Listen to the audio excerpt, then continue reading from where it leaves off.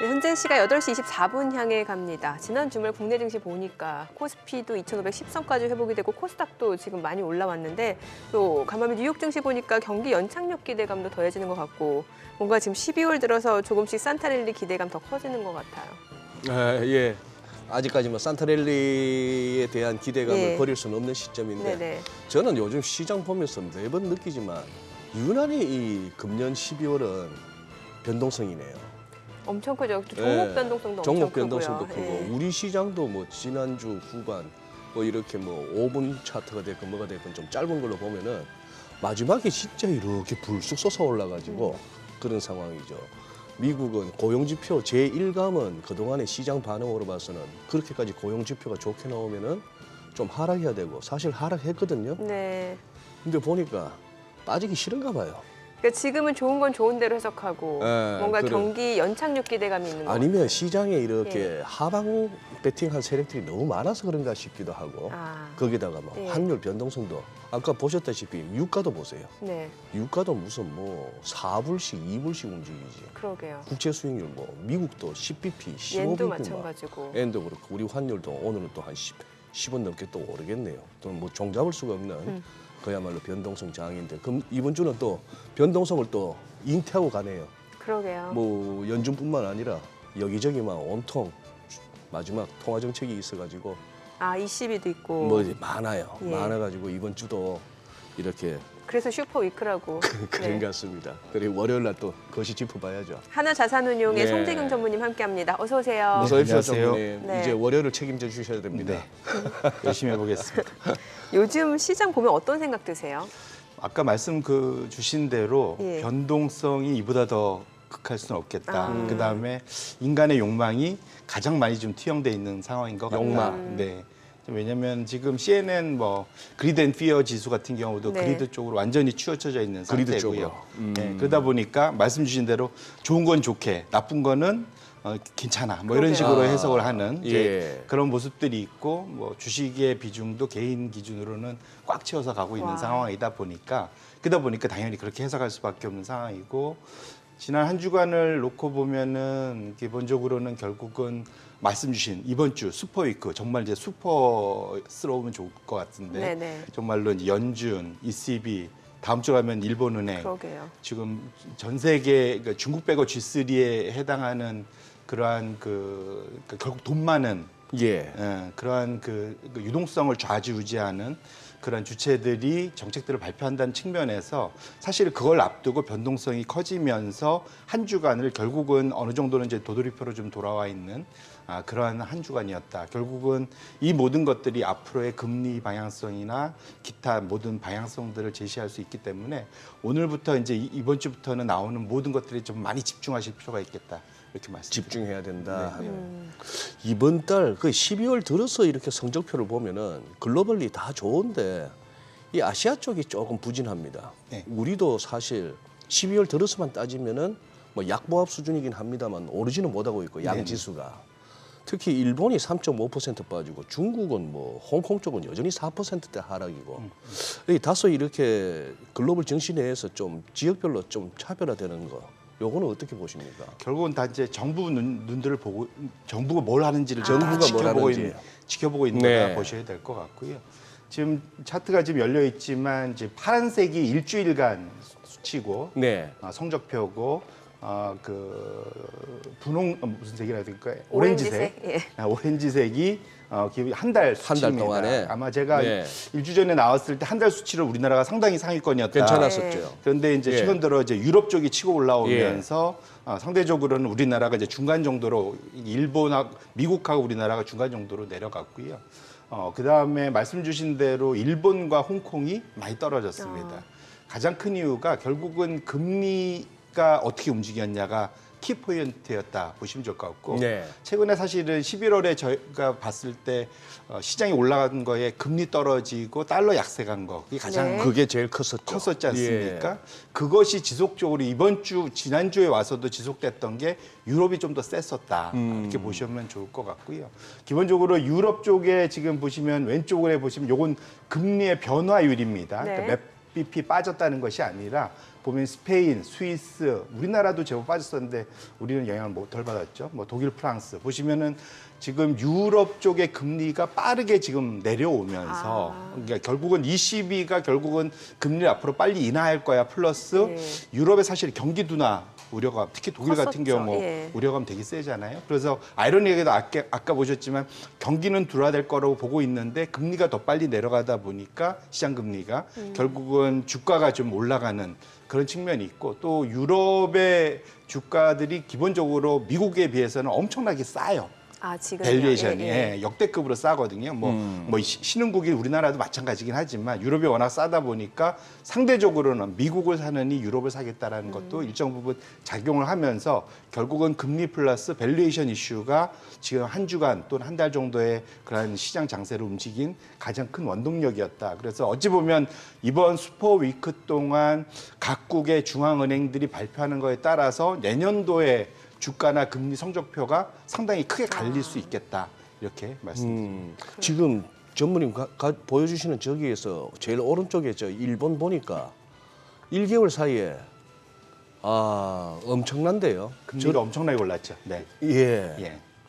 자, 뭐 지난주에 약간 그 BOJ 이슈도 있고 했습니다만 저거 괜찮겠습니까? 우리가 달러엔 얘기 안 한 지가 뭐 수년째 됐습니다만 네. 이제 좀 애를 봐야 되나 싶기도 하고. 예. 그러니까 상당히 사실은 요게 아까 앞에서도 잠시 아나운서께서 그 옌의 변동에 따라서 예. 우리나라가 어떤 영향을 받을지 네. 단순히 그러니까 그 산업 측면에서 한번 놓고 보면 엔 강세 가면 상대적으로 워낙 약세가 되면은 경쟁 부품에서 우리나라 가격이 싸지니까 수출이 네. 더 잘 될 거다.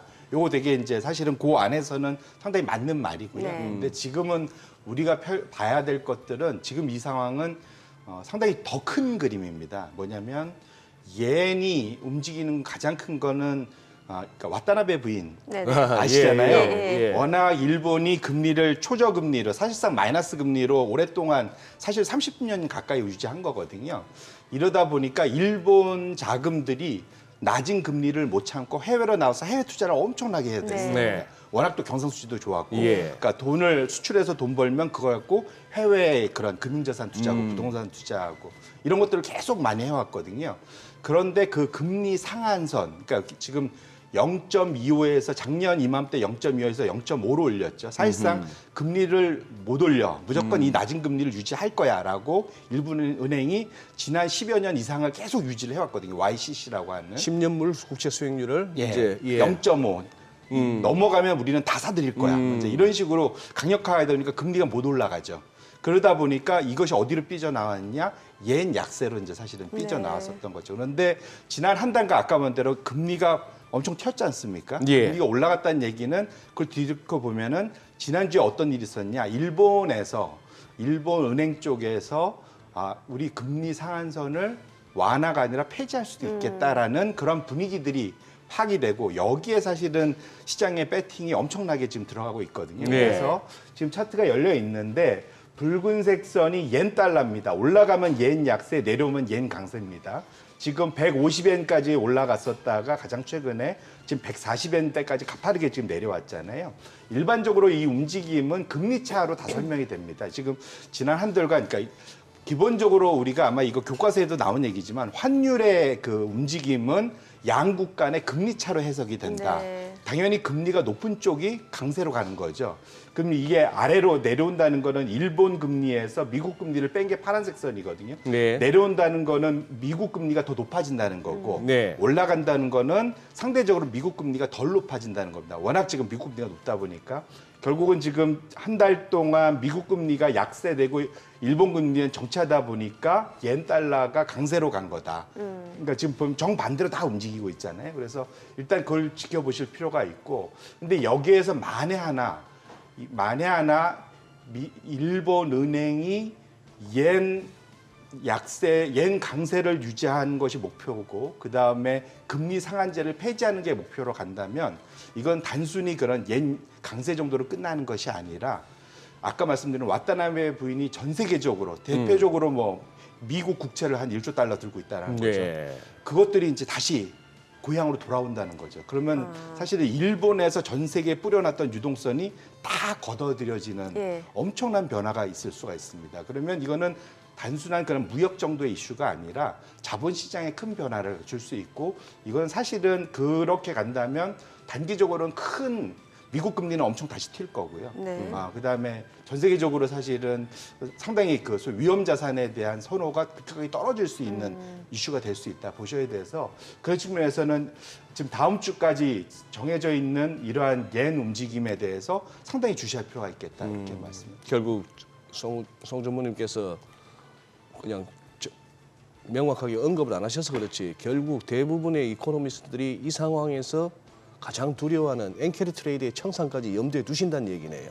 당연히 그렇고요. 네. 그렇고 사실은 근데 이게 또 재미있는 게 흥미로운 게 네. 위도우 메이커 트레이드라고 합니다. 이게 영어를 써서 죄송한데 네. 과부를 생산하는 그 거래 기법이라고 표현하는데 죄송합니다. 이게 요즘 성인지성이 맞지 않는 건데 네. 이게 30년 전부터 생긴 네, 거라서 네, 네. 그러니까 이게 뭐냐면 저걸 기대하고 그러니까 일본 금리 저렇게 낮을 수는 없어 올라갈 거야 하고 일본 국채를 쇼치는 예, 매도하는 그걸 항상 매번 들어왔다가 돈 못 벌고 그 아까 말한 대로 거의 장렬히 전사하고 나가는 게 30년째 있어서 위도우 메이커 트레이드라고 보통 얘기를 하고 네. 있거든요. 그러니까 이번에도 예. 그럴 거냐에 대한 이제 항상 이건 성공하지 못한 게임이다. 예. 말씀하신 예. 대로 예. 그런 것들 좀 경제학자들뿐만 아니라 사실은 해치 펀드들이 강력하게 여기 배팅을 하거든요. 예. 옌 강세, 일본 금리 급등 여기에다 배팅을 좀 세게 하고 있거든요. 근데 항상 이건 실패해 왔습니다. 네. 근데 이번에 우에다나 기본적으로 지금 일본은행 관계자들이 여기에 대해서 완화 정도로 계속 얘기하고 있는 측면에서 놓고 보면 가능성이 있다고 생각하고 이제 강력하게 배팅이 좀 들어오고 네. 있거든요. 근데 재미있는 건 지난주에 일본의 GDP 성장률이 수정 발표가 됐습니다. 차트가 아마 준비돼 있을 텐데요. 원래는 잠정치는 마이너스 3분기가 마이너스 2.1% 증가했는데 예. 마이너스 2.9%로 더 확대됐어요. 그러니까요. 그러니까 실제로는 상당히 깜짝 둔하죠. 엄청난 둔하죠. 그럼 원래 일본이 지금 원하는 일본 정부가 원하는 건 뭐냐면 지금 사실은 그 사이에 워낙 성장이 안 나오다 보니까 또 부채도 많다 보니까 인플레이션을 강제로라도 끌어올리는 게 목표였거든요. 예. 네. 그래 이제 부채도 해결되고 일정 부분 성장도 해결되고 이걸 이제 목표로 했었는데 사실은 아직까지 그것이 완전히 안 됐고 사실은 3분기 숫자만 놓고 보면 이게 그 금리 상한선을 그러니까 폐기하기에는 좀 이르다는 사실 판단을 할 수가 있습니다. 그래서 예. 저 수치만 놓고 보면 지금 빠르면 12월 다음 주 18, 19일 날 늦어도 1월 아니면 4월 달에는 폐기할 거야라는 시장의 배팅이 있는데 만에 하나 저성장 저런 마이너스 성장이 혹시라도 조금 더 가면은 금리 상한선 폐기는 또다시 뒤로 미뤄지고 이번에도 위도우 메이커 트레이드가 될 가능성이 충분히 있다 이렇게 말씀을 드립니다. 네, 그러네요. 이건 좀 상황을 진짜 지켜봐야겠네요. 맞습니다. 예. 그리고 지금 시장에 나온 그 고용 지표도 좀 여쭤볼게요. 그 비농업 부문 고용 동향 보게 되면 사실 굉장히 좋았잖아요. 시장 네, 예상치가 15만 개였는데 지금 결과는 19만 9천 개. 참 이러면 노동 시장이 굉장히 견조하다라고 해석이 돼서 뭔가 주식 시장은 좀 반대로 움직일 수도 있을 것 같은데 또 좋은 건 좋은 거로 해석을 했단 말이죠. 일단은 이걸 보고 예. 연준이 어깨를 으쓱할 만하다. 아, 우린 잘하고 있어. 예. 충분히. 그러니까 왜냐면 이렇게 높은 금리를 유지하면서도 잘 관리해서 그러니까요. 고용 시장을 이렇게 단단하게 지키고 있어. 그다음에 백악관도 이제 으쓱할 만하죠. 예. 예. 바이든이 이번에 그렇게 인기가 없음에도 저 정도 수치 나면 바이든 인기가 좋아야 되는데도 네. 불구하고 또 무슨 또 백악관 또 바이든 명의로 성명서가 나왔을 수도 있겠는데요. 당연히 저 엄청 당연히 자랑하고 나왔겠네. 싶은. 예, 물론 근데 저걸 안을 뚫어다 보면 원래 예상치는 18만 정도였는데 거의 20만 가까이 나왔으니까 네. 상당히 잘 나왔죠. 근데 그 안에 보면은 아까도 언급됐지만 전미 자동차 노조가 파업에서 돌아온 거 하나, 돌아온 거 네. 있을 거. 그다음에 정부 쪽 일자리가 좀 많이 든 거 네. 하나 이런 것들이 뒤섞여 있어서 뚜껑을 열어보면 이것이 과연 진짜 아주 단단한 그러한 그 신규 일자리 창출이냐에 대해서는 약간은 논쟁이 있을 수 있습니다. 그래서 어쨌거나 근데 숫자는 좋은 숫자는 좋은 숫자니까 나왔는데 문제는 이것을 해석하는 거. 실업률도 사실은 원래 맞- 예측보다 깜짝 내려왔어요. 네. 오히려. 3.9에서 3.7인가요? 예, 예, 맞아요. 사실 어허. 깜짝 내려왔어요. 예. 그 다음에 사실은 시간당 이게 이제 연준이 가장 걱정하는 건데 원래 시간당 그 평균 예. 임금이 전월 대비 원래 예상은 0.3이었는데 0.4%예요. 어허. 그럼 0.4%를 연율로 하면 5%가 넘습니다. 예. 그러네요. 상당히 높은 임금 상승률이 유지되고 있는 거죠. 그러면 근원 물가 상승률을 자극할 수 있는 그렇죠. 숫자다라고 보실 수 있고 그러면 CPI가 이번 주에 발표가 될 텐데 근원 CPI가 그래서 전월에는 MOM으로 0.2%에서 이번에 0.3%로 예. 다시 확대되는 걸로 지금 예측을 하고 있습니다. 그래서 네. 이렇게 놓고 보면 이 숫자 자체를 놓고 보면은 연준이 그렇게 썩 반길 만한 지금 상황에서는 예. 오히려 아닐 수도 있다. 왜냐하면 시장이 기대하는 거는 이 숫자를 보고도 금리 내려라라고 지금 얘기를 하고 있는 그러니까요. 거거든요. 그렇죠.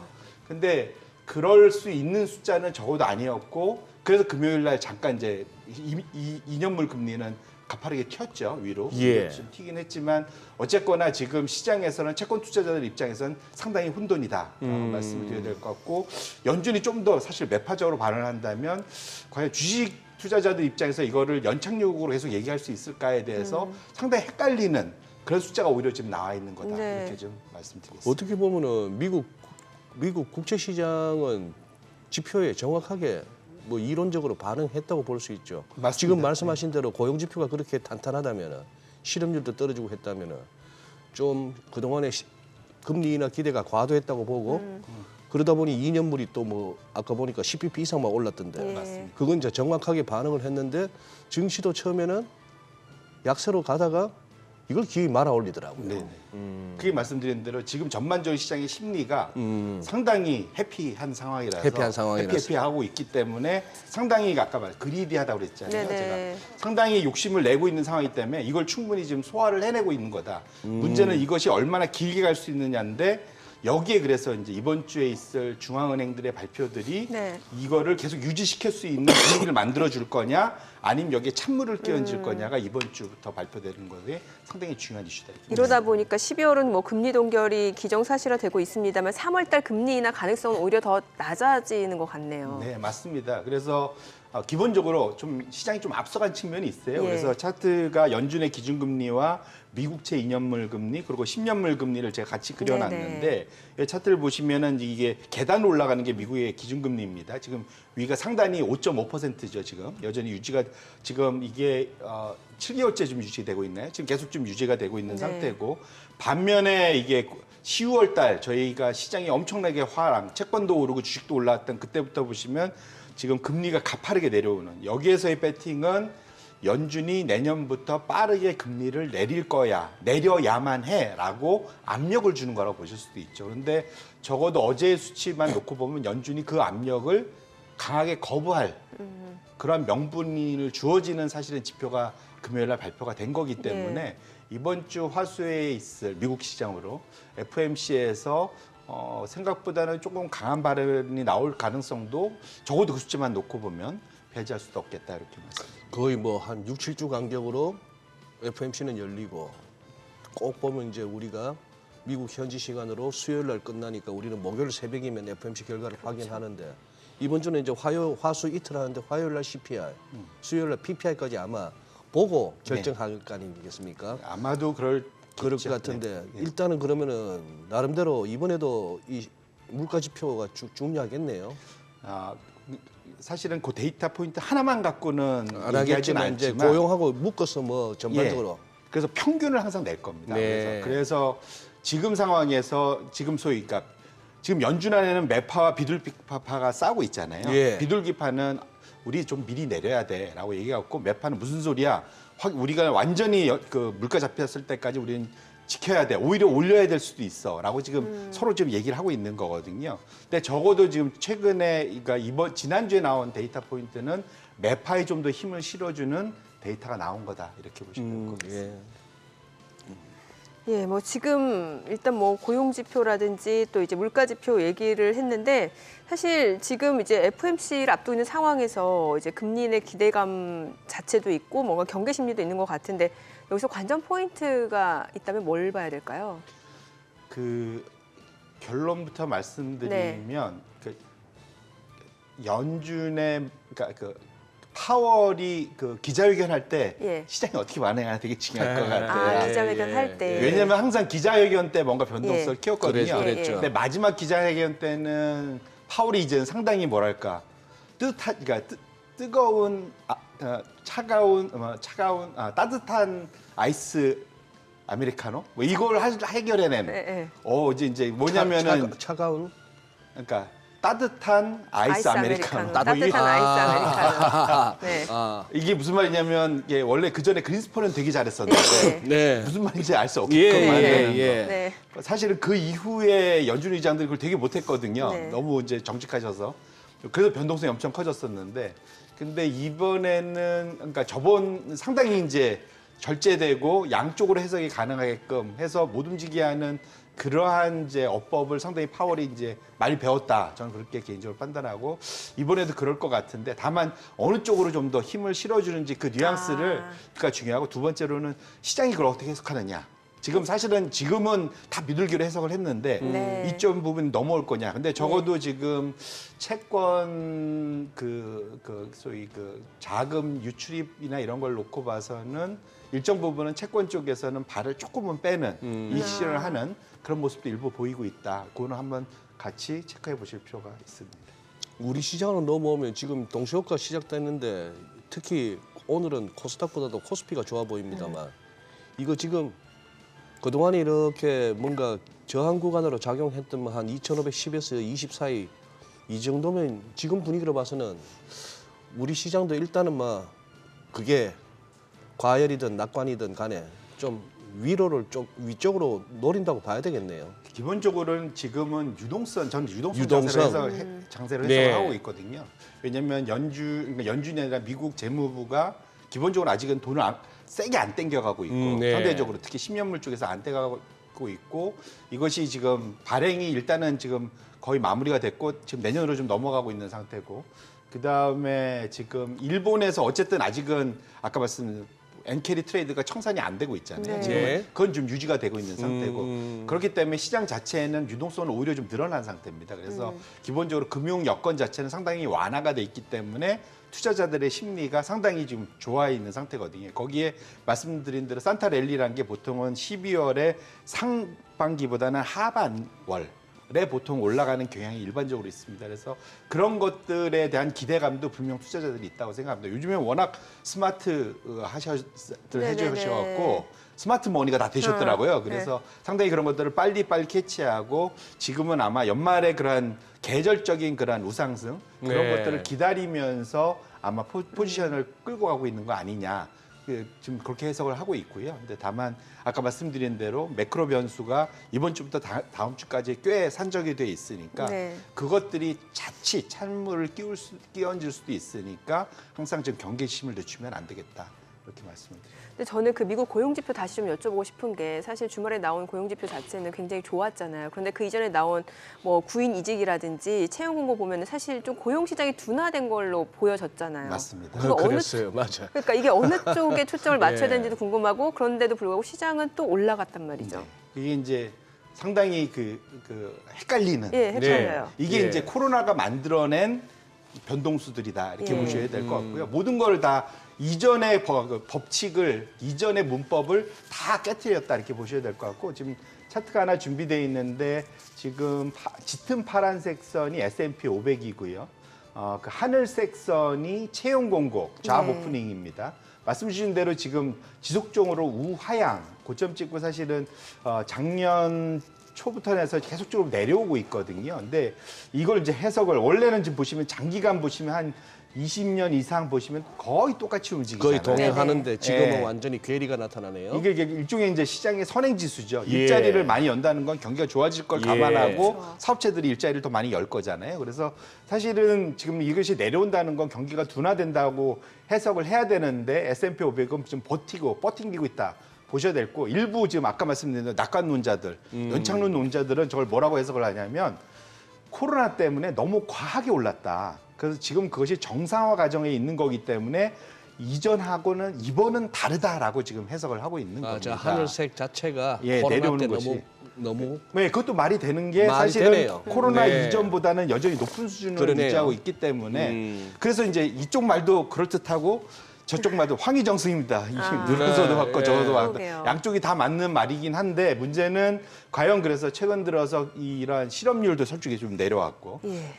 과연 저것의 그러한 그 소위 코릴레이션이 과연 상관계수가 유지가 될 수 있겠느냐 또 상당한 관전 포인트다 이렇게 보셔야 될 것 같습니다. 이러나 저러나 미국이나 우리나 할 것 없이 아직까지 주식시장에 들어올 돈이 아직도 있다라고 보는 게 제일 맞겠네요. 그렇죠. 전문이 그러니까 말씀하신 유동성 관점에서. 그러니까 유동성이 지금 꽤 늘려져 있는 상태다. 그것만은 분명합니다. 네, 그래요. 네.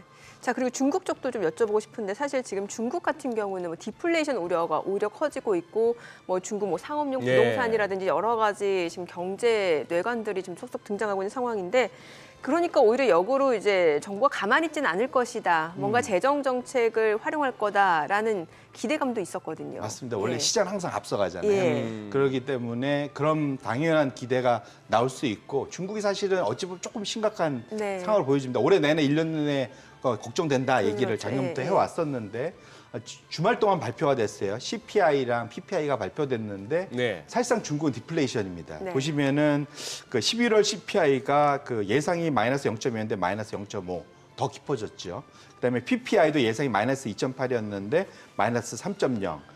붉은색 선입니다. 그래서 검정색 선, 그다음에 붉은색 선 다 공이 지금 마이너스권이고 그 방향성도 계속 좀 아래로 다시 내려가려고 폼을 잡고 있다. 그러면 중국이 사실은 올 초부터 올해 나름대로는 경기 부양을 하려고 통화도 완화하고 뭔가 좀 애를 썼는데 사실은 그렇게 먹혀들지는 않았다라고 해석을 해야 될 것 같고요. 그래서 지금 거기다가 지금 그 중국 그 종합주가 지수는 거의 뭐 2008년도 수준까지 지금 내려가 있는 상황이지 않습니까? 그래서 예. 상당히 그 중국 정부 입장에서는 이걸 뭔가 해결하고 싶다라는 의지가 있는 것 같고요. 이번 12월 달에 중국 중앙정치국이란 데에서 지금 내년도 수치에 대해서 1차적인 회의가 있었고 거기서 발표된 뉘앙스들은 대략적으로 그 내년도 5% GDP 성장률을 목표로 할 거다라는 네. 얘기가 나오고 있고 재정 부양책에 좀 더 힘을 쓸 거다. 다만 이것이 이제 포인트인 것 같아요. 결국은 중국이 재정 부양책을 쓰는데 미국이나 유럽 같이 결국은 개인들 주머니에다 돈을 직접 꼽아주는 예. 이걸 사실은 시진핑이 되게 싫어하더라고요. 보니까 아. 이건 자력갱생 자기의 분수에 맞게 살아야 된다 하고 이걸 여전히 계속 인프라 쪽으로 좀 돌리는 거. 네. 과연 그 정책이 이번에도 먹혀 들어갈 것인가. 예. 사실은 그거는 좀 한계가 있을 것 같고 만에 하나 중국이 소비자들의 소비를 직접적으로 자극하는 재정 부양책이 만약에 풀리게 된다면 네. 내년도에 중국 시장은 상당히 좋을 수 있습니다. 그런데 만약 이전과 같이 지난 한 2년 동안 했던 시장에서 별로 이렇게 환호하지 않는 그러한 인프라를 투자하고 뭐 이런 것들로 계속 간다면 네. 그거는 그렇게까지 효과가 있지 않을 거다. 그래서 그 기로에 좀 있는 상황이다 보셔야 될 것 같고 그렇기 때문에 지금 스마트머니들이 미국 국채는 빠르게 사실은 지금 보시면은 왼쪽 차트처럼 빠르게 지금 한 주간에 가파르게 지금 마이너스로 지금 유출됐고요. 그러니까 이거 우리가 너무 빨리 달렸나? 이런 그런 거죠. 그래서 이제 이익 실현을 좀 하고 있고 중국 주식은 오히려 너무 많이 빠졌나? 그다음에 내년에 혹시 그런 재정 부양책 제대로 나오지 않을까라는 기대감 때문에 다시 유입이 있는. 그래서 결국은 이것이 단순한 일차적인 변동이냐 아니면 변곡점이냐가 상당히 내년도에 상당히 그 중요한 투자 관전 포인트다 이렇게 말씀드립니다. 알겠습니다. 자, 지금 시각 8시 52분 지나갑니다. 오늘 양시장 호가 상황 좀 체크해 보도록 하겠습니다. 먼저 코스피 예상 체결 지수부터 확인해 보도록 하죠. 오늘 코스피가 0.5% 상승 예상되고요. 지금 호가로 봤을 때는 2,530선까지 회복을 좀 기대해 볼 수 있을 것 같습니다. 2,532포인트로 집계가 되고 있고요. 코스닥도 0.6% 상승이 예상됩니다. 예상 체결 지수는 835포인트입니다. 시가총액 상위 종목 예상 체결가 보도록 할게요. 삼성전자가 오늘 0.5% 상승 예상되고요. 지금 예상 체결가는 73,000원이고요. LG에너지솔루션이 2% 강세가 예상됩니다. 호가 움직임 43만 7,500원으로 집계가 되죠. SK하이닉스도 2% 상승 예상됩니다. 예상 체결가 13만 100원이고요. 삼성바이오로직스는 보합 출발 예상됩니다. 삼성전자 우선주 상승 예상되고요. 예상 체결가는 58,800원. 현대차가 지금 뭐 호가 움직임이 아직까지는 크게 나타나지 않고 있는 상황이고 포스코홀딩스가 0.7% 상승 예상됩니다. 예상 체결가 47만 5천 원. 네이버도 상승 출발 예상되고요. 기아, LG화학은 하락 출발 예상되면서 각각 예상 체결가는 8만 5,800원, 47만 5,500원으로 집계가 되고 있습니다. 코스닥 시가총액 상위 종목 예상 체결가도 보도록 하겠습니다. 오늘 코스닥 쪽에서는 에코프로비엠이 지금 현재 0.9% 상승 예상되고요. 호가는 31만 6천 원, 에코프로도 1.5% 상승 예상되죠. 예상 체결가 67만 7천 원이고요. 셀트리온 헬스케어가 약보합 출발 예상됩니다. 예상 체결가 7만 3,800원, 포스코 DX 그리고 LNF 보합권 예상되고요. HLB가 0.4% 상승이 예상됩니다. 호가는 3만 3,500원이고요. 알테오젠 약보합 출발 예상되죠. HP, SP가 1.5% 상승 예상되고요. 예상 체결가 45,800원, JYP 엔터테인먼트, 셀트리온 제약 모두 상승 예상됩니다. 각각 호가는 94,800원, 83,400원으로 집계가 됩니다. 자, 이제 개장까지 5분여가량 남았습니다. 자, 일단 오늘 장에서도 보니까 뭐 섹터로 봤을 때는 뭐 지금 반도체 쪽하고 네. 또 뭐 겨울이니만큼 또 제약바이오 쪽 움직임이 좀 이어질 걸로 예상이 되거든요. 그동안 그 세월 보내서 다시 또 이제 삼성전자 7만 3천 원, SK하이닉 13만 원 공방으로 다시 돌아왔네요. 네. 그리고 참 신기하죠. 우리 저 산업뉴스에 거의 매일 현대기아는 좋은 소식 늘 저희 아까 들리는데 그런 얘기 많이 했어요. 거기에 예. 비해서 참 이렇게 주가는 반응을 제대로 못하는 예. 묘한 그런 그게 있는데. 전무님은 현대차 기아 또 좋게 보셨잖아요. 항상. 네, 예. 사실은 오히려 만약에 시장이 좀 안 좋으면 방어주 상당히 좋을 거다. 빠질 때도 덜 빠지긴 해요. 네네. 예. 그다음에 워낙 그 주주 환원도 좋은 편이지 않습니까? 근데 이제 그 현대기아차만 놓고 보면 왜 그러면 생각보다 지저분하냐? 이게 고금리 탓입니다, 사실은. 고금리 탓이다. 이게 왜 그러냐면 지금 당장은 잘 팔리고 있지만 예. 이제 계약된 것들이 이 차란 것이 한 번 살 때 엄청난 돈이 들어가잖아요. 예. 그러다 보니까 당연히 그러니까 이거를 그 현금 주고 한 번에 사는 사람이 몇이나 되겠습니까? 할부 다 그렇죠. 하시잖아요. 그렇죠, 예. 이건 우리나라 전 세계 다 똑같습니다. 예. 이게 내구재라고 보통 표현하잖아요. 네. 소위 말하는 미국에서 이제 오토론이죠. 예. 근데 그것이 지금 거의 역대급으로 한 7% 이상 올라가 있는 상태거든요. 그럼 이전보다 거의 두세 배의 이자를 더 내면서 내다 보니까 그냥 차값이 비싸진 겁니다. 예. 그리고 코로나 이후에 많이들 일부 이제 살 사람들은 꽤 샀고요. 그러다 예. 보니까 지금 기본적으로는 그 고금리가 돼 있고 그 다음에 지금 상대적으로는 이전보의 수요는 조금 둔화됐고 이것들이 결합하다 보니까 지금 당장은 잘 팔리지만 앞으로의 수요가 생각보다는 좀 걱정스러울 수 있다라는 것들이 결국 전반적으로 자동차주 이건 한국뿐만 아니라 전 세계적으로 자동차주에 대해서 부담으로 좀 작용하고 있는 거다 이렇게 보셔도 될 것 같습니다. 아니, 지난주에요.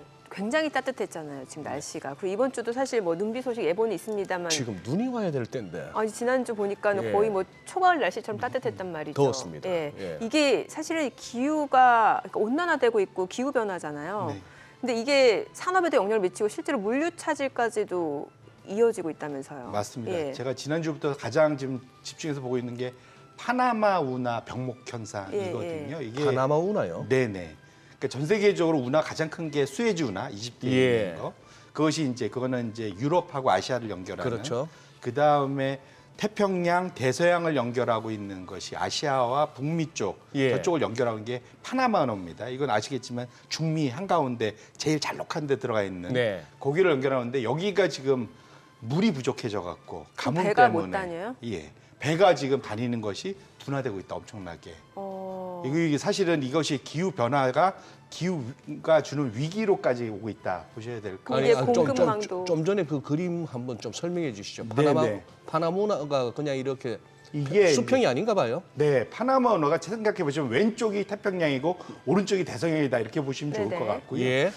배 한강 맨 꼭대기 위에 산 위에 인공 호수를 만들어서 예. 그 물을 흘러내려 보내면서 수로 예. 계단식으로 수로를 만들어서 결국 배를 그러니까 물로 부양을 해서 저것을 넘겨가는 그런 형태로 지금 움직이고 있다 보시면 좋을 것 예. 같고 결국은 저기서 포인트는 바다에 물 많은데 무슨 걱정이가 아니라 글쎄, 예. 저 위에 물이 많아야 됩니다. 저 호수에. 저 호수에. 맨 위에. 저기에 이제 같은 호수라고 하는데 저 인공 호수 위에 물이 많아야 되는데 이것이 결국은 지금 물이 부족해 갖고 지금 가동률이 반토막으로 나가고 있다. 이것이 아하. 좀 심각하다 말씀을 드리고 싶은 거고요.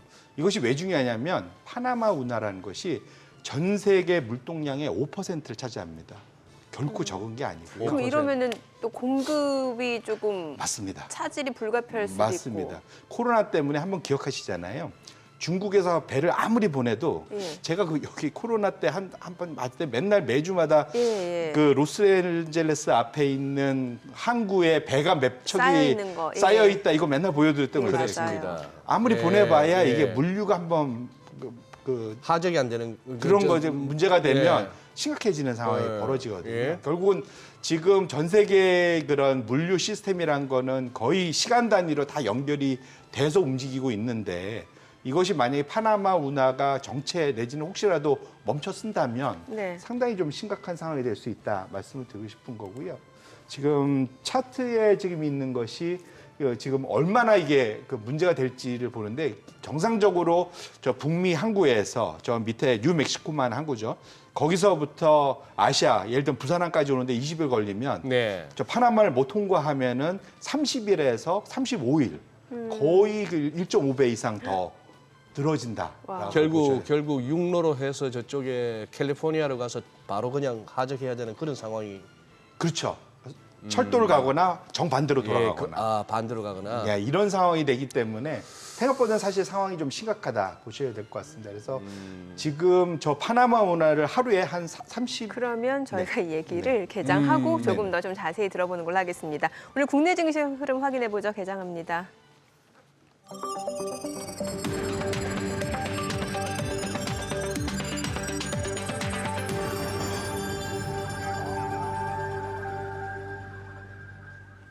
네, 12월 11일 월요일 국내 증시 개장했습니다. 뉴욕 증시 지금 상승세를 이어가고 있는 상황이고요. 지금 주말에 나왔던 고용지표 굉장히 견조했습니다. 오히려 시장에서는 좋은 뉴스를 또 좋은 쪽으로 해석을 했습니다. 경기 연착륙에 대한 기대감이 높아지는 것 같고요. 다만 이제 국채 수익률 같은 경우는 다시 올라서는 상황이었고 금리 인하 기대감이 좀 과했다라는 지적도 나오고 있는 것 같습니다. 자, 이번 주는 20일을 비롯해서 주요국 중앙은행들 통화정책 발표를 앞두고 있는 상황, 이른바 슈퍼위크라고 하죠. 다음 주도 FOMC까지.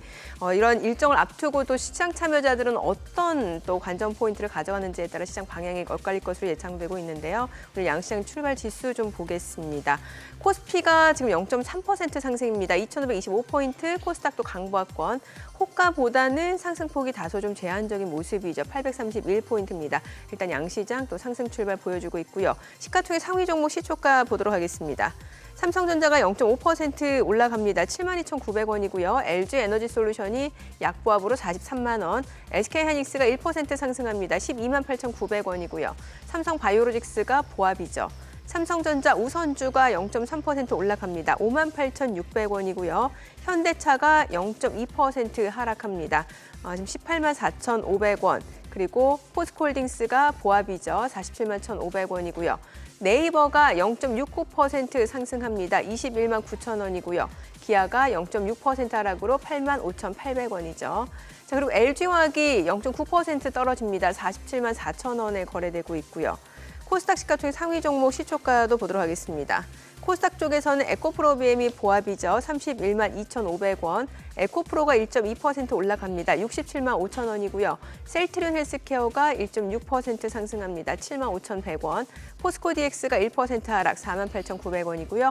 LNF가 1.2% 떨어집니다. 18만 5,600원. HLB가 0.6% 상승합니다. 33,500원이고요. 알테오젠이 지금 0.54% 상승하면서 74,300원. HPSP가 0.89% 올라갑니다. 45,300원이고요.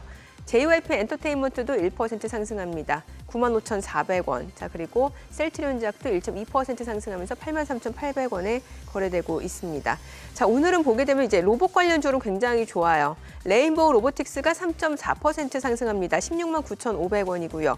뉴로메카도 3.28% 상승합니다. 33,050원.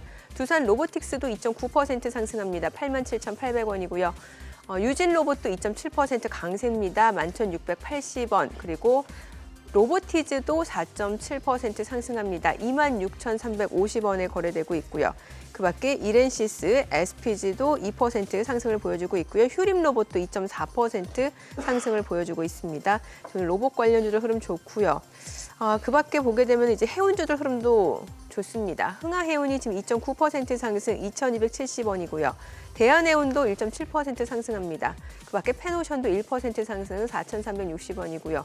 HMM은 0.4% 떨어지는 가운데 KSS해운이 0.4% 상승을 보여주고 있습니다. 자, 오늘 또 어떤 섹터가 올라가는지 간단하게 볼게요. 증강현실, AR 관련주들 흐름이 좋네요. 위즐 스튜디오가 지금 상한가입니다. 자, 그리고 덱스터가 6.5% 강세 8,740원, 8,790원이고요. 드래곤플라이가 지금 2.4% 상승이고요. NC소프트, 팅크웨어, 세코닉스가 2%에서 3% 상승 보여줍니다. 그 밖에 비유테크놀로지, 버넥트도 2%에서 1% 상승을 보여주고 있습니다. 오늘은 AR, VR 관련주라든지 메타버스 관련주들 상승 보여주고 있고 앞서 보셨다시피 또 로봇 관련주들 흐름도 좋습니다. 자, 지금 시각 9시 4분 지나갑니다. 수급 상황 좀 체크를 해보도록 할게요. 오늘 유가증권 시장에서는 지금 현재 개인 투자자가 순매수입니다. 155억 원 순매수고요. 외국인과 기관은 각각 97억 원, 49억 원 매도 우위를 나타내고 있습니다. 코스닥에서는 개인과 기관이 삽니다. 각각 507억 원, 36억 원 순매수고요. 외국인은 526억 원 매도 우위를 나타내고 있습니다.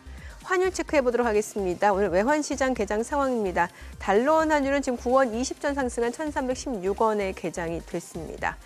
자, 일단 달러원 환율도 좀 많이 올라가는 상황이네요, 지금. 네, 종잡을 수 없습니다. 하루 10원, 20원 그러네요. 가까이 왔다 갔다 하는데 또 금요일 날 빠졌던 걸 또 거의 되돌리는 그런 상황이라서 여전히 그냥 1,300원 중심에 그런데 이러다 이제 한 1,325원, 1,330원 구간이 열리지만 않으면 될 것 같은데 네. 한번 이것도 결국 이번 주에 FMC가 분수령이 되지 않겠나 싶네요. 네. 그래요. 오늘 시장 전무님은 어떻게 보여주세요? 개장한 지 이제 5분가량밖에 지나지 않았습니다만 일단 보니까 지금 로봇 관련주도 올라가고 AR 또 VR 관련주도 올라가고 시장 자체는 상승 탄력은 약간 제한된 모습이 있네요. 그러니까 예. 특정 분야의 테마 관련된 그런 것이 이제 움직이는 걸로 보여지고요. 기본적으로 시장 전반적으로 지금 말씀드린 산타랠리를 하려면 사실 전반적으로 확산이 돼야 되잖아요. 네. 네. 아직 그럴 소위 태세를 전환돼 있는 상황은 아직은 아닌 것 같다. 그렇게 보여집니다. 네. 작년에 우리 증권사들이 내놓았던 2023년 전망이 대체로 이제 상저하고 했다가 늘 그래왔다시피 또 이렇게 금년은 또 상저하고는 아니었지 않습니까? 그렇죠. 전무님 첫 출연 때 제 기억나는 게 제가 예전에 대학 때 교수님 하시던 말씀 그대로 하시더만요. 예측은 틀리기 위해서 한다고. 네. 근데 지금 이제 전무님 같은 경우는 이제 운영사에 계시고 자, 전망을 내놓는 것보다 운영 측면에서 금년에 어땠습니까? 나쁘지 않았죠. 사실은 소위 그러니까 액티브 투자자들 입장에서는 올해 같은 장을 완전히 이겨야 되는데 네. 이게 이제 전반적으로 놓고 보면 생각보다 이게 만만한 장은 아니었다. 만만한 장은 아니었다. 그래서 시장을 이기기가 참 어려운 장이었다. 말씀을 드리고 싶고 그렇다 보니까 상당히 이게 좀 어려워진 그런 측면이 있고 오히려 테마성 그런 이제 액티브 ETF나 이런 쪽으로 오히려 자금이 좀 더 일부 몰리는 앞으로 다음 주도 앞으로 제가 이제 테마성 ETF의 변동성도 이제 보여드릴 생각인데 기본적으로는 흐름 자체가 특정 분야에 아주 쏠림 현상이 상당히 심한 그런 그러니까 대세 상승은 아니었거든요 분명. 지수는 많이 올랐지만 그래요. 네. 사실은 지수가 오른 것이 특정 분야에 의해서 주도가 됐었기 때문에 그것을 갖고 있거나 못 갖고 있거나 엄청난 차이. 이건데 문제는 그 대세상 지수를 끌어올릴 만한 그 분야에 대해서 호불호가 상당히 갈릴 수밖에 없는 결국은 비싼 걸 못 쫓아가는 분들은 상당히 어려웠던 이제 그러한 장세였기 때문에 액티브 투자자들 입장에서는 상당히 어려운 한 해였고 반면에 그러한 패시브 쪽에서는 소위 베타 플레이라고 하죠. 네. 지수가 올라가면 같이 따라 올라가는 이 플레이가 충분히 가능했기 때문에 그런 측면에서는 여전히 패시브 투자자들이 훨씬 더 좀 운영하기가 좀 쉬웠던 한 해였다 이렇게 그래요. 해석할 수 있을 것 같습니다. 앞서 저희 파나마 운하 얘기하다 말았잖아요. 네네. 아직 그거 결론을 파나마가- 지어야죠. 맞습니다. 예. 이건 사실은 저는 내년도 이 연중으로 다 이어질 수 있는 큰 변수다. 아. 왜냐하면 코로나 때 우리가 공급망이 붕괴됐을 때 얼마나 영향을 많이 받는지를 한번 봤었지 않습니까? 그랬죠. 그래서 상당히 이제 중요한 이슈인데 말씀드린 대로 파나마 운호라는 게 이게 20세기 7대 불가사의라고 불려집니다. 그러니까 건축업계에 있어서. 저걸 어떻게 이게 왜냐면 이게 완성을 했느냐. 처음 만든 게 1910년도 미국 기술로 만들어진 거거든요. 그래서 저거 뭐 엠파이어 스테이트 빌딩, 군문교 뭐 이런 것들이 그 당시 1900년도의 기술로 와 대단하다 이렇게 얘기를 했던 것들이 처음으로 만들어진 건데 이것이 2016년도에 확장을 합니다. 그래서 16년부터 지금까지는 좀 더 넓어진 그러한 이제 좀 더 많은 배들이 오갈 수 있게끔 만들어져서 아까 말씀드린 전 세계 물동량의 5%를 가지고 있고요. 예. 이걸 하면서 이것이 당장 우리나라나 일본 같은 데 영향을 준 건 뭐냐면 미국 천연가스 수입을 다 이 파나마를 통해서 하거든요. 우리가요? 예. 그러니까 대부분 미국 천연가스들이 뉴멕시코반이 저 차트에 보시면 예, 저쪽에. 시작점이라고 돼 있는 것이 그러네요. 저쪽에서 네. 이제 대부분 시작을 하거든요. 그래서 저 LNG 선이나 기타 등 소위 그 석유 관련된 제품들이 저에서 출발해서 파나마를 통과해갖고 아시아로 온다. 네네. 그러면 사실은 미국이 2010년도 셰일 혁명 이후에 천연가스들을 아시아권으로 보낼 때 파나마는 엄청난 역할을 했고 사실은 그걸 바라보고 2016년도에 사실은 그 운하가 개통이 됐다 이렇게 보시면 좋을 것 같은데 그렇기 때문에 이것이 지금 최근 들어서는 저기가 지금 너무 막히다 보니까 저 아래로까지 지금 돌아서 좀 와야 되는 그런 상황이다. 그러면 남미를 저 돌아서 오는 건 어마어마하거든요. 근데 최근에 LNG선들이 더 남미까지 돌아 내려온다고 하더라고요. 예. 왜냐면 남미까지 돌아서 온다. 저 밑에 보면은 저 마젤란 해협 그쪽 맞습니다. 말씀하시는 마젤란 해역. 예, 예, 잘 예. 죽여졌는데 남극하고 남미 사이가 드레이크 해역이라는 예. 거고요. 그 위 살짝 위에 칠레 끝단이 예. 마젤란 해역인데 근데 저도 이번에 공부하다 처음 알았는데 남극 쪽으로 가면 예. 그 엄청나게 그 파도가 세답니다. 네. 기후가 안 좋고 그러다 네. 보니까 배가 통과하기 어렵다고 해요. 그러다 보니까 살짝 그 안에 들어서 마젤란 해협을 통과하는데 그것조차도 만만치 않다 보셔야 될 것 같고 전반적으로는 지금 이런 현상들이 결국은 시장의 물동량에 대해서 엄청난 그런 문제로 발생하고 지금 두 번째로 좀 보셔야 될 것이 뭐냐면 지금 이것이 단기간 해결이 될 거냐 이슈가 좀 더 네. 아, 중요합니다. 그래요? 지금 네. 이게 결국 아까 보신 대로 저 위에 인공호수에 물이 차서 밑으로 내려와야 된다고 그랬잖아요. 예. 이 수위가 지금 가장 큰 문제다 보셔야 될 것 같은데 그 수위 차트를 한 번만 보여주세요. 네네. 보시면 그 파란색 차트가 있는데 이게 이제 매주 지금 그 소위 그 파나마 운하 관리청에서 업데이트를 해줍니다. 그래서 제가 받아갖고 지금 그림을 그려놓은 건데 가동률이군요. 예, 가동률이 아니라 네? 수위가 있는 겁니다. 수위. 그래서 이게 우기와 건기가 있잖아요. 우리 여행 갈 때도 예, 맞아요. 우기는 피하고 예. 건기 네. 가고 뭐 이러잖아요. 그 파나마의 우기는 4월 중순부터 12월 중순입니다. 지금 우기가 끝나는 해예요. 예. 그럼 지금부터 4월까지가 건기로 들어갑니다. 그럼 수위가 비가 더 안 와요. 낮아져요? 그렇죠. 근데 지금 저 뾰족한 때가 우기의 끝자락인 12월 달이 대부분 제일 위에 뾰족한 때거든요. 네. 근데 지금 12월 달 지금 가장 최근을 보시면 엄청나게 낮잖아요. 작년에 그러네요. 비해서. 예. 지금 물을 쟁겨놓고 남은 4개월 동안 써야 되는데 지금의 수위가 그 이전에 건기의 바닥 수준밖에 안 되는 예. 그런 상황이다 보셔야 될 것 같고 이 2014년부터 16년 사이에 슈퍼 엘니뇨가 있었습니다. 그때의 최고점보다 제일 낮아진 최고점보다도 지금 낮아진 상태다. 그럼 여기서부터 내려가기 시작하면은 사실상 파나마 운하가 멈춰질 수도 있겠다. 이러면 사실은 상당히 좀 심각한 그렇죠. 문제거든요. 예. 그래서 지금 전 세계 해운사들은 지금 다 모여서 머리를 골싸매고 있습니다. 지금 이걸 어떤 식으로 해석을 할 거냐. 갑자기 배가 더 생기지 않을 거잖아요. 그렇죠. 예. 근데 아까 말씀드린 대로 돌아가면 1.5배가 더 걸린다고 그랬잖아요. 그렇죠. 그럼 배가 적어도 원래 두 척 돌리던 거 세 척이 돼야 되는 거예요. 그 한 척 다 어디서 구하냐 이거죠. 이런 문제가 지금 발생을 하고 있다. 그러면 사실은 물건 잔뜩 만들어 봐야 예. 배달이 안 되면 아무 소용이 없지 그렇죠. 않겠습니까?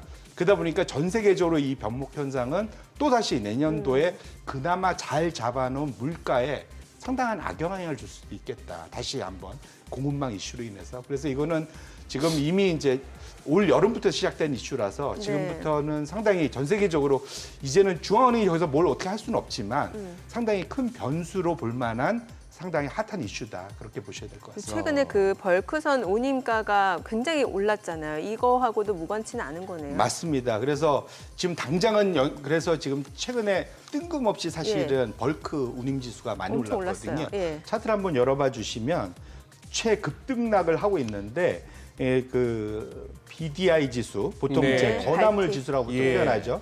지금 검정색 선이 이제 이게 평균돼 있는 BDI 건화물 지수고요.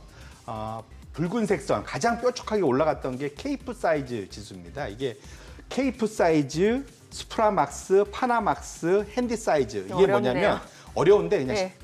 어렵게 생각하지 마시고 배 크기라고 보시면 돼요. 배 크기. 많이 실을 수 있냐, 덜 실을 수 있냐. 케이프 사이즈는 뭐냐면 배가 너무 커갖고 운하를 못 통과해요.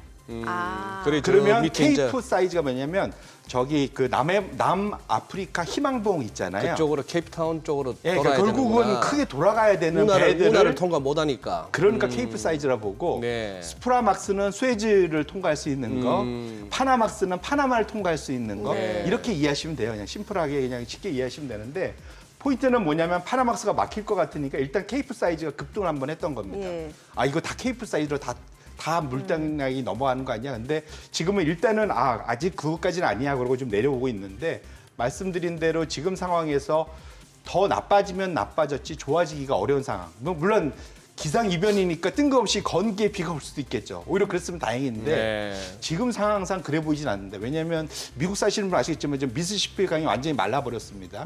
브라질 사시는 분 아시겠지만 브라질 내륙이 다 말라버렸어요. 지금 아르헨티나도 말르고 몽땅 다 말랐거든요. 지금 그렇기 때문에 이런 엘니뇨가 본격적으로 지금 올해부터 내년 내후년까지 진행된다라는 그러한 전망을 봤을 때는 손쉽게 해결이 안 될 거라서 저거는 언제든지 다시 우상향으로 칠 수가 있겠다. 첫 번째로.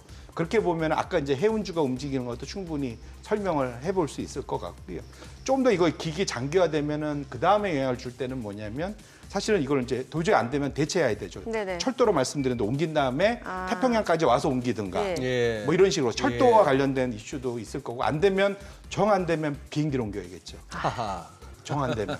그러면 이제 화물 그 항공 쪽에서도 예. 반대 수혜를 볼 수 있겠죠. 그렇죠. 근데 반면에 전반적으로는 소위 운송비 전체적으로 올라가고 물가에 영향을 주고 이런 것들이 있어서 경제 전반적으로는 부담인데 일부 수혜들이 날 수혜 수 볼 수 있는 업종은 나온다. 분명 나올 수 있고 그래서 이런 것들을 예의주시해 볼 수 있고 내년도에 사실은 연준을 포함한 전 세계 중앙은행들한테는 골칫거리가 될 수 있는 포인트가 된다 이렇게 말씀드립니다. 지금 말씀하신 대로 같으면은 지금 저 아까 뭐 BDI 차트 보여줬습니다만 조금 이제 폭등 이후에 어느 정도 뭐 하향 안정화되는 양상은 보이고는 있어 다행입니다만 저것뿐만 아니고 이제 문제는 또 유가겠네요. 네.